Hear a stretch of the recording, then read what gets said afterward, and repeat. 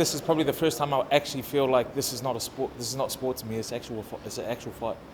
I think the last 10 years, I think the thing that riles me up about this bloke is that he's everything that I dislike about a human being, pretty much. He's a drug cheat. He's got a cushion job, and he makes his money off talking smack about people. So, I think he sat in a press conference saying that he made $20 million or whatever from boxing. But he knows how to roll it up. He knows how to sell a fight. He knows how to talk smack. So for me, I guess you could say it's personal because for 10 years he's just spoken rubbish, and a lot of it has been lies. So I remember after the last press conference, I got a couple of messages saying, "Oh, I've never seen you trash talk like that." But I just said, how can it be trash talk when you're just speaking facts? It's all facts. You said you haven't been waiting, but how long have you really been wanting this fight? To be honest, throughout my rugby career, for about 5 years, I didn't fight, and I didn't think I was going to get back in the ring. And that's when my mate was probably at his most vocal.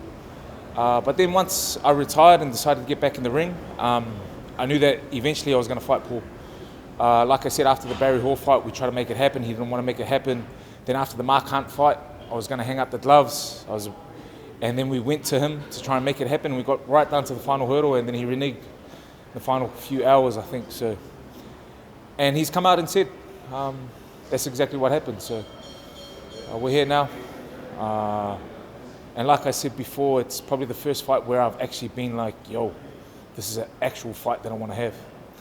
Instead of just being, this is not a space that I'm natural. It's not a natural fit for me like these boys, Massive shout out to Alex, brother Dave.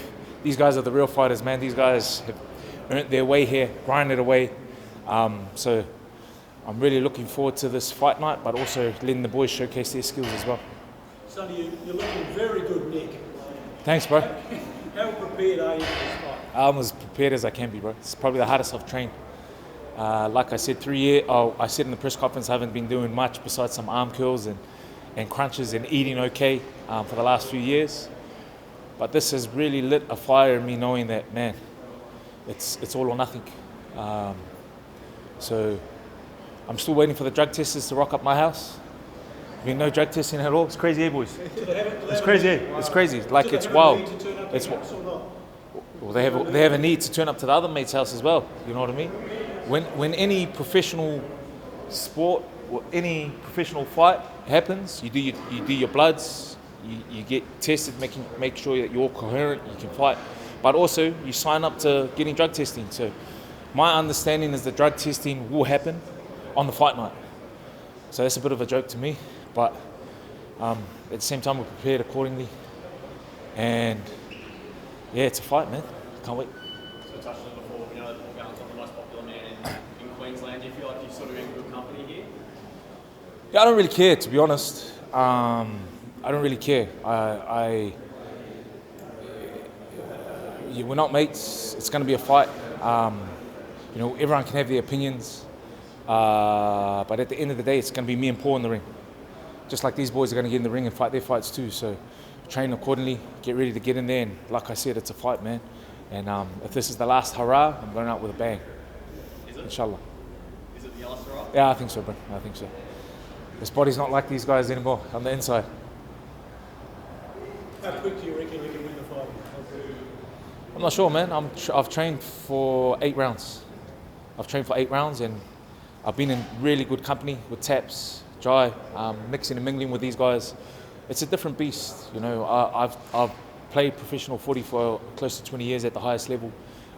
There's some transferable skills, but at the end of the day, it's a whole new ball game for myself. So if I can knock them out early, of course, but we've got to train accordingly to go the distance. It's been almost 3 years for both years since you've been in the ring. For yourself personally, what do you think's different about you now versus 2022? I think just mindset. Just knowing that the reality is this is most likely the last fight. And the reality is it's only me that can change my destiny in the ring. I think and concentrating on the boxing fundamentals, the simplicity of boxing. That's what I've been really focusing on. Whereas I think last fight I kind of got mixed up in this whole strength and conditioning, the science behind boxing. Whereas now it's just the fundamentals. And the big also over there, Jai's old man, has been drumming it into me daily. So I'm not gonna lie, I'm over this camp. I wish the fight was today, just because training's been so strenuous. And mentally, it's been quite draining being away from my family and friends. But I know it's for a purpose, and that purpose is in a couple of weeks. We get to throw down. You spent some time training with Jai? Yes, alongside him. I probably wasn't the best in class. Maybe I didn't want to listen, but I'm more of a visual learner. So getting to see, greatness up close. I'm a bit like when I trained with Dave over in Morecambe.